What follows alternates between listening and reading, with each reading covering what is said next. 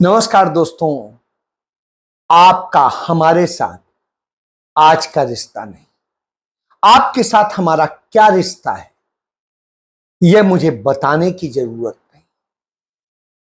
आपके साथ हमारा जो रिश्ता है वो खून का रिश्ता है।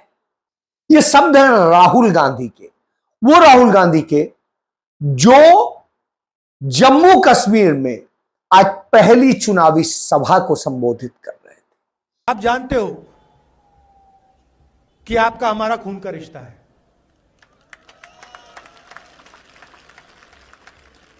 ये राजनीतिक रिश्ता नहीं है, ये पुराना रिश्ता है, खून का रिश्ता है।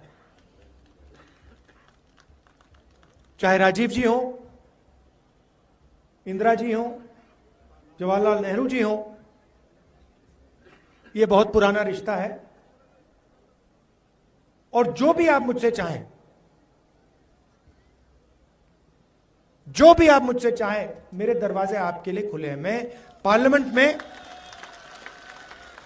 पार्लियामेंट में आपकी सेवा करना चाहता हूं। आपके मुद्दे हैं, आपका दर्द है, आपका दुख है, वो सब मैं आपके लिए पार्लियामेंट में उठाना चाहता हूं कि देश को पता लगे कि पहली बार हिंदुस्तान की हिस्ट्री में एक स्टेट से अधिकार छीना गया है और उस स्टेट को यूनियन टेरिटरी बनाया गया है।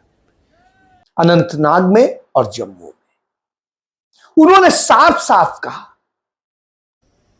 सारी की सारी चीजें,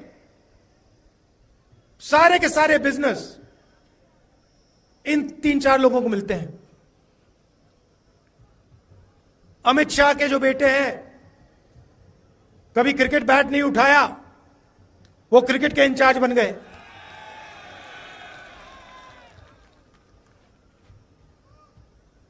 तो 6-7 लोग देश को चला रहे हैं और सोचते हैं कि हिंदुस्तान की जनता, जम्मू कश्मीर की जनता, बाकी स्टेट्स की जनता चुप रहेगी। कि हमारा जो रिश्ता है इतनी मोहब्बत का है कि जिसे कोई खत्म नहीं कर सकता और वो सदैव रहेगा। बहरहाल, मैं यह इसलिए कह रहा हूं कि यही शब्द है मोहब्बत के, जो राहुल गांधी के शब्दों से भारतीय जनता पार्टी डर जाती है। मोहब्बत के इन्हीं शब्दों का भाजपा को, आरएसएस को, नरेंद्र मोदी को कोई काट नहीं मिल रही। और जब इन्हें कोई काट नहीं मिलती है, कोई मुकाबला करने का वास्तविक आधार नहीं मिलता है, तो क्या करते हैं? एक चीज कहा करते थे सरदार वल्लभ भाई पटेल कि ये वो लोग हैं जो पूरे वक्त साजिश रचते हैं। पंडित जवाहरलाल नेहरू कहते थे कि यदि कोई संघ का व्यक्ति, आरएसएस का व्यक्ति यह कहे कि वो पूरब में जा रहा है, तो आप पूरब छोड़ के बाकी 3 दिशाओं में उसे खोजिए, पूरब नहीं जाएगा। आज वो बात सामने साबित होती है कि ये लोग वही काम करते हैं, झूठ बोलते हैं, नफरत फैलाते हैं। इन्होंने ऐसी ही नफरत फैलाने का काम किया लोकसभा चुनाव के दौरान पाकिस्तान के पत्रकारों के साथ, वहां के आईएसआई के लोगों के साथ, और राहुल गांधी, सोनिया गांधी, गांधी परिवार, कांग्रेस, इनके बारे में अनाप शनाप झूठ कुछ भी फैलाया, नफरत फैलाने का काम किया। लेकिन वो बहुत चला नहीं। भारतीय जनता पार्टी जीत के भी हार गई और कांग्रेस पार्टी हार के भी जीत गई। यह मैंडेट देश की जनता ने दिया।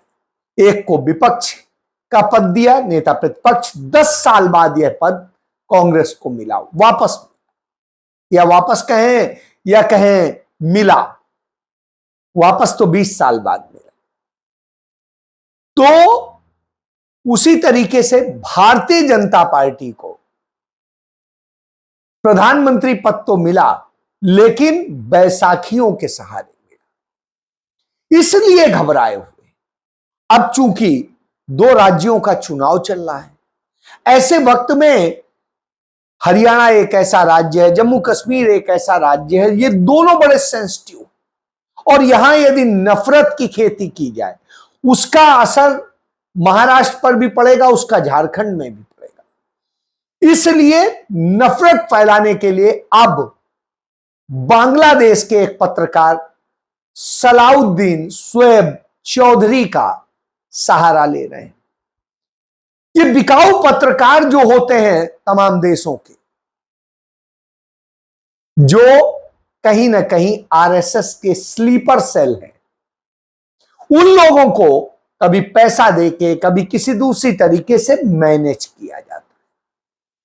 आप देखते हैं हमारी रॉ जाती है तमाम जगह पे, तमाम लोगों को एजेंट बना देती है, उसी तरीके से ये एजेंट की तरह काम करते हैं। तो उनसे एक नफरत का लेख लिखवाया गया, एक झूठ और कोरा झूठ लिखवाया गया, क्योंकि वहां पर भारत का कानून नहीं लागू होता था, उन पे मुकदमा नहीं हो सकता।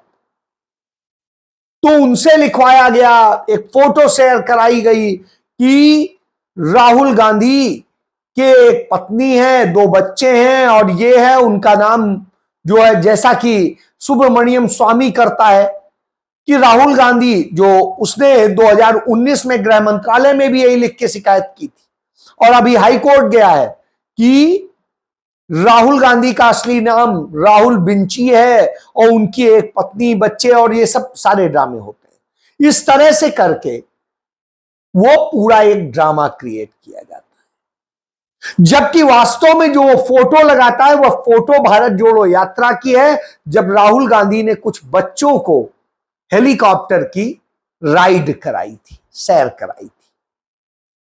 तो उन बच्चों को खुश करने के लिए उन्होंने ये किया था, और तभी उनके साथ फोटो खिंचाई थी। उस फोटो को में एक लड़की है, उसको कहते हैं राहुल गांधी की पत्नी है, और जो बच्चे हैं उन्हें कहते हैं उनके बच्चे। तो यह है, आप समझ लीजिए कि ये किस तरह के लोग हैं। ऐसे साजिश रचते हैं, साजिश ऐसे रचते हैं कि भारत में ही जयपुर डायलॉग्स के नाम से जयपुर में एक नफरती यूट्यूब चैनल और प्रोग्राम करता रहता है। उसमें जो चलाया गया कि राहुल गांधी तो आईएसआई एजेंट है, राहुल गांधी की मां सोनिया गांधी एजेंट है, और न जाने क्या क्या, कि वो ईसाई है क्या नहीं है, ईसाई धर्म का पालन करते।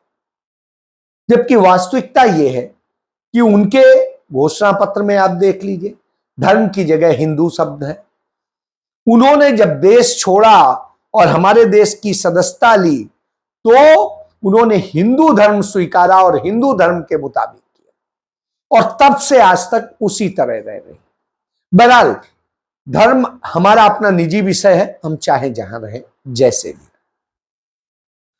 क्योंकि हिंदुस्तान में किसी भी धर्म पे आप रह सकते हैं, ऐसा कोई बाध्यता नहीं।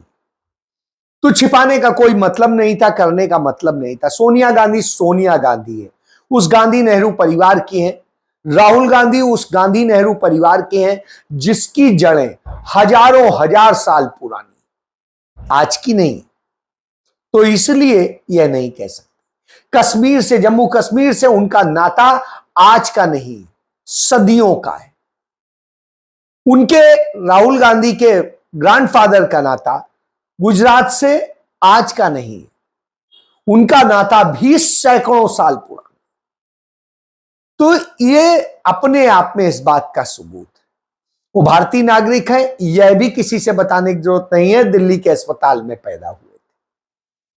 तो इस तरह से सारे सबूत है। बहरहाल, इस तरह से करके नफरत फैलाई जाती है और ये झूठ फैलाई जाती है। तो इसके खिलाफ कर्नाटक के एक कांग्रेस के कार्यकर्ता है, उन्होंने एफआईआर दर्ज करा दी कि इस तरह से करके नफरत फैलाने का खेल किया गया, क्योंकि जो नया नरेंद्र मोदी ने कानून बनाया है, भारत न्याय संहिता, उसके तहत इसमें एफआईआर बनती थी, तो उन्होंने करा दी।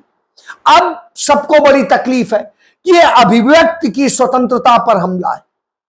नरेंद्र मोदी सही बोलने पे हमला करते हैं, कुछ भी करते हैं वो सही है, और राहुल गांधी के फेवर में कोई कार्यकर्ता यह कहता है तो गलत है। राहुल गांधी के खिलाफ 2 दर्जन से अधिक मानहानि के मुकदमे भारतीय जनता पार्टी आरएसएस के लोगों ने करा रखे और लगातार उन्हें डिस्टर्ब करने की कोशिश होती है। हालांकि वो डरते नहीं है तो कोई चिंता नहीं करते हैं।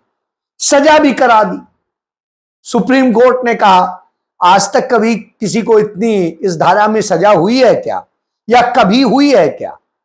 कोई जवाब नहीं था। तो वही पूरी स्थिति है। बहरहाल राहुल गांधी से इतना डर क्यों? क्योंकि राहुल गांधी का विजन क्लियर है। राहुल गांधी नफरत के खिलाफ बोलते हैं। राहुल गांधी सबको मोहब्बत से जोड़ना चाहते हैं। राहुल गांधी हर व्यक्ति के, हर सरकार के, हर एक के हक के हिमायती है। किसी के हकों पर डाका डालने के पक्ष में नहीं है। वो राज्य के अपने स्टेटहुड की बात करते हैं जिसका उसका पूर्ण अधिकार के साथ मिले। वो नागरिक के अधिकार की बात करते हैं जो पूर्ण मिलना चाहिए, और वो हर व्यक्ति को उसके योग्यता अनुसार काम के भी हिमायती हैं। हर हाथ को रोजगार देने की बात करते हैं। वो लड़कियों की आबरू बचाने की बात करते हैं। वो युवाओं को अधिक से अधिक अवसर देने की बात करते हैं, और वो देश को जोड़ने की बात करते हैं। नरेंद्र मोदी की तरह तोड़ने की नहीं करते हैं। नरेंद्र मोदी ने मणिपुर तोड़ दिया है। नरेंद्र मोदी ने जम्मू कश्मीर लद्दाख तोड़ दिया है। नरेंद्र मोदी ने दक्षिण भारत को ऐसे दिखाने की कोशिश की है कि जैसे वो तो पाकिस्तान हो। और यही लोग कभी केरल को बदनाम करते हैं, जबकि सबसे ज्यादा देश में शाखाएं आरएसएस की केरल में लगती है। तो केरल फाइल बना के केरल को बदनाम करते हैं, और कश्मीर फाइल्स बना के कश्मीर को बदनाम करते हैं। इसी तरीके से आपातकाल और दूसरे तमाम ड्रामे बता करके बदनाम करते हैं श्रीमती इंदिरा गांधी को और सबको। और जब वो ये करते हैं तो निश्चित रूप से सवालिया निशान तो उठते ही है। और जब राहुल गांधी पर ये सवाल उठाते हैं तो आता है कि राहुल गांधी ने तो नहीं कभी कुछ किया, कांग्रेस सरकार ने कभी नहीं किया। याद करिए किस तरीके से शोर मचा था।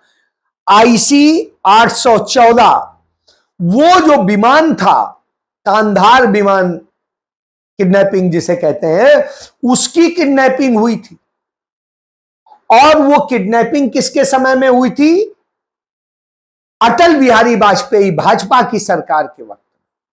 विमान को किडनैप करके काठमांडू के रास्ते होते हुए कांधार ले जाया गया था। कांधार के पहले वो उतरा था अमृतसर में, और फिर वो कांधार गया था। कांधार पहुंचने के बाद में यही अजीत डोभाल जो सुरक्षा सलाहकार रॉ के चीफ होते, इनके नेतृत्व में भारतीय जनता पार्टी के कई बड़े नेता 5 खूंखार आतंकवादियों को लेकर के वहां गए थे और छोड़ा था।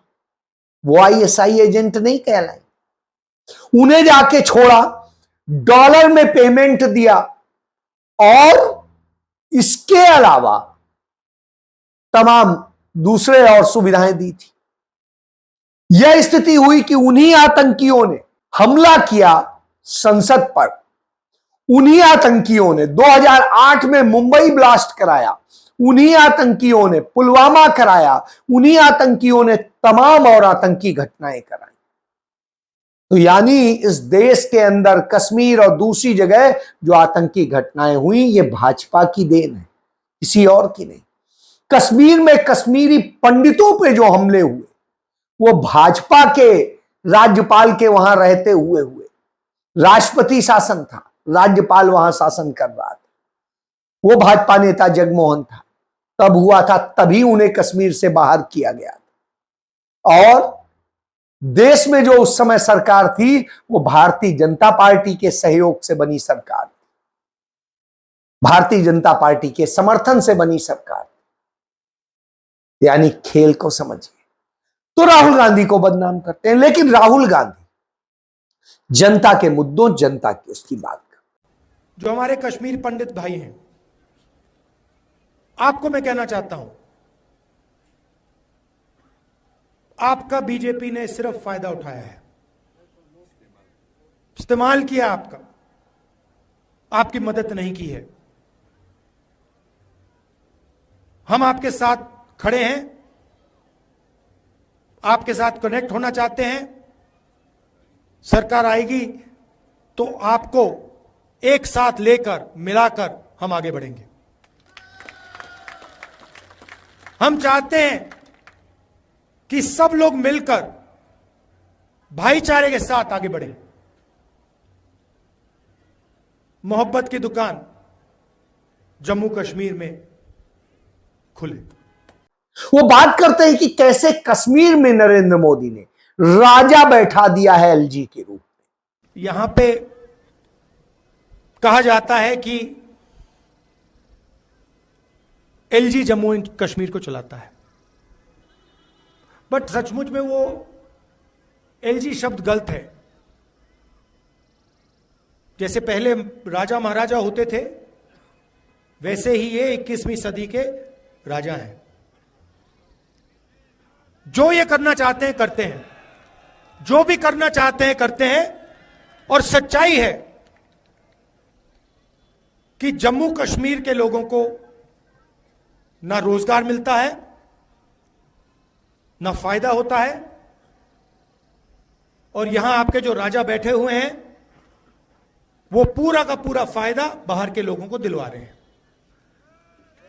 चाहे वो आपके स्मॉल और मीडियम बिजनेसेस हो, बिजली का पैसा आपसे ले लेते हैं, बिजली का बिल बढ़ा देते हैं, इलेक्ट्रॉनिक मीटर लगा देते हैं, उसके बारे में कुछ नहीं करेंगे, मगर आपका अधिकार ले लेंगे। आपके जो यहां के बिजनेस हैं उनको दबा देंगे, कॉन्ट्रैक्ट्स बाहर के लोगों को दे देंगे, और पूरा का पूरा फायदा या बीजेपी आरएसएस के कनेक्टेड लोगों को, बाहर के लोगों को मिलता है। और यह लड़ाई सिर्फ जम्मू कश्मीर में नहीं है, यह पूरे देश में लड़ाई चल रही है। और जब राजा बैठा दिया है, पंडित जवाहरलाल नेहरू ने तो राजशाही खत्म करके लोकशाही बनाई थी, इन्होंने राजशाही बना दी। पंडित नेहरू ने नागरिकों को अधिकार दिए थे, इन्होंने नागरिकों के अधिकार छीन लिए। इंदिरा गांधी ने कैसे सिक्किम में अपने रॉ के ऑफिसर्स को भेज के, सेना को भेज करके, कैसे सिक्किम को चीन के चुंगल से बचा करके भारत में मिलाया था, अमेरिका के चुंगल से बचा करके भारत का राज्य बना दिया था और लोकतांत्रिक राज्य बनाया। तो यह स्थिति होती थी, लेकिन ये लोग इसी तरीके से झूठ फैलाते हैं। तो जब झूठ फैलता है, ये ड्रामे होते हैं, तो निश्चित रूप से चिंता का विषय। लेकिन राहुल गांधी अपने उद्देश्य पे खड़े। यही वजह है शायद कि उनके पिता के मित्र जो सत्यनारायण गंगाराम पित्रोदा यानी सैम पित्रोदा कहते हैं कि राहुल गांधी की बौद्धिक क्षमता, राहुल गांधी का तार्किक और विवेक और रणनीति, वो अपने पिता राजीव गांधी से भी ज्यादा अच्छी। वो गिनाते हैं कि मैंने 1 दर्जन प्रधानमंत्रियों के साथ काम किया, राजीव गांधी के साथ, मनमोहन सिंह के साथ, नरसिम्हा राव के साथ, देवगौड़ा के साथ और चंद्रशेखर के साथ। लेकिन इन सब में, इन सब से भी ज्यादा योग्य राहुल गांधी। इसीलिए राहुल गांधी को दुनिया बुलाती है और कहती है कि हमें तो राहुल गांधी से बात करें। तो सैम पित्रोदा ऐसे नहीं कहते हैं, उसके पीछे बहुत सारी वजहें हैं।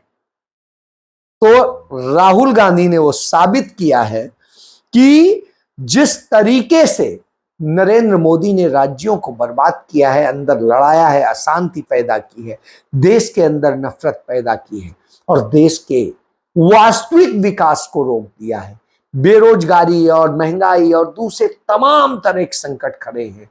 लड़कियां रोज ब रोज रेप का शिकार हो रही हैं। हालत यह हो गई है कि उत्तर प्रदेश जैसे राज्य में रेप की शिकार लड़की 10-10 घंटे बैठी रहती है और जो आरोपी होता है, बलात्कारी होता है, उसे कुर्सी दे करके पुलिस बैठाती है इज्जत से और उसे चाय पिलाती। यह भारत बनाया है नरेंद्र। तो राहुल गांधी की इसी साफ गोई ने मोदी, भाजपा, आरएसएस को इतना डरा दिया है कि उनकी सत्ता डगमगाने लगी है। और राहुल गांधी जैसा कहते हैं कि पहले मोदी सीना तान के चलते थे, अब झुक गया है, तो अब दिखाई भी दे रहा है। जय